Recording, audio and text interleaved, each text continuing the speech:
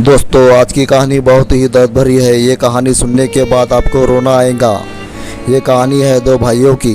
छोटा भाई पढ़ने में होशियार था और बड़े भाई का पढ़ने में मन नहीं लगता था। बड़े भाई ने पढ़ाई छोड़ दी। छोटा भाई मन लगाकर पढ़ता था। बड़ा भाई मजदूरी करने लगा। घर में कमाने वाला कोई नहीं था। माँ बाप बूढ़े थे। छोटा भाई 10वीं पास हो जाता है अच्छे नंबर से। फिर वो अपने बड़े भाई से बोलता है, मैं भी अब तुम्हारे साथ काम करूँगा। बड़ा भाई बोलता, नहीं, तू अभी और पढ़ेगा। तू अपनी पढ़ाई पर पूरा ध्यान दे। मैं चाहता हूँ कि तू पढ़ लिख कर नौकरी पे लगे। मैं तुझे नौकरी पे लगाऊँगा। मैं नहीं चाहता कि तू भी मेरी तरह मजदूरी करे। फिर बड़े भाई की शादी हो जाती है और छोटा भाई आगे की पढ़ाई पूरी करता है और उसे एक अच्छी नौकरी लग जाती है। बड़ा भाई मजदूरी करके 15 से 20 हज़ार रुपये महीना कमाता है और छोटे भाई को 70 हज़ार रुपये महीना मिलता है।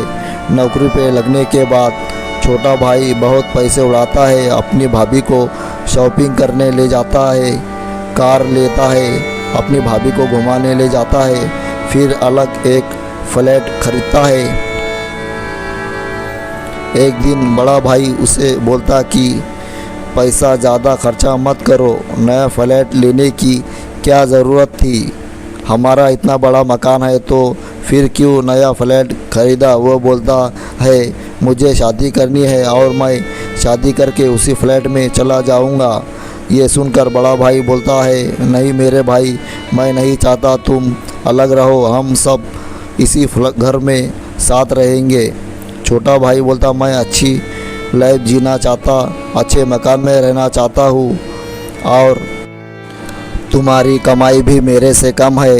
इतना सब सुनने के बाद बड़े भाई की आंखों में आंसू आ जाते हैं। फिर उसी दिन एक आदमी घर आता है और कहता है कि मेरे 4 लाख रुपये कब दे रहे? तुमने तो बोला था ना कि मेरे भाई को नौकरी लगेगी तो लौटा दूंगा, और अब तो तुम्हारे भाई को नौकरी भी लग गई। फिर छोटा भाई बोलता, क्यों लिए थे इतने पैसे? क्या काम था तुम्हें इतने पैसे का? वो आदमी बोलता, तेरी पढ़ाई के वास्ते लिए थे। तो छोटा भाई बोलता, मैंने थोड़ी बोला था कि मेरे लिए इतना कर्जा लेकर मुझे पढ़ाओ। बड़ा भाई छोटे भाई को बोलता कि मेरे पास इतना पैसा नहीं है छोटे, तू इनका कर्जा चुका दे। वो बोलता, मैं नहीं दे सकता, तुमने लिए तुम देखो। ये सुनकर बड़े भाई के पैर तले से ज़मीन खिसक जाती है। वो बोलता है, इतना पैसा कहाँ से लाऊं? छोटा भाई बोलता, एक काम करो, ये घर तुम ले लो, मुझे इसमें कोई हिस्सा नहीं चाहिए। मैं जा रहा हूँ अपने नए फ्लैट में। छोटा भाई चला जाता है। बड़ा भाई बहुत रोता है। उसे कुछ समझ में नहीं आ रहा था कि 4 लाख रुपये कहाँ से लाऊं। वो आदमी उसे 1 हफ्ते का टाइम देता है। बड़ा भाई अपना घर बेच देता है और सारा कर चुका देता है और उसकी पत्नी और वो दोनों एक किराए के मकान में चले जाते हैं। एक दिन उसकी पत्नी उसके छोटे भाई के फ्लैट पर जाती है और कहती है कि तुम अब मुझे कहीं घुमाने नहीं ले जाते हो, मुझे कितने दिन से शॉपिंग भी नहीं कराते हो। वो बोलती, मुझे तुमसे एक बात करनी है। वो बोलता, बोलो भाभी, क्या कहना है? तो वो बोलती, मैं तुमसे बहुत प्यार करती हूँ। मैं तुम्हारे भाई के साथ नहीं रहना चाहती, मुझे तुम्हारे साथ रहना है। और देवर को लिपट जाती है। देवर की भी नीयत ख़राब थी क्योंकि उसकी भाभी दिखने में बहुत सुंदर थी।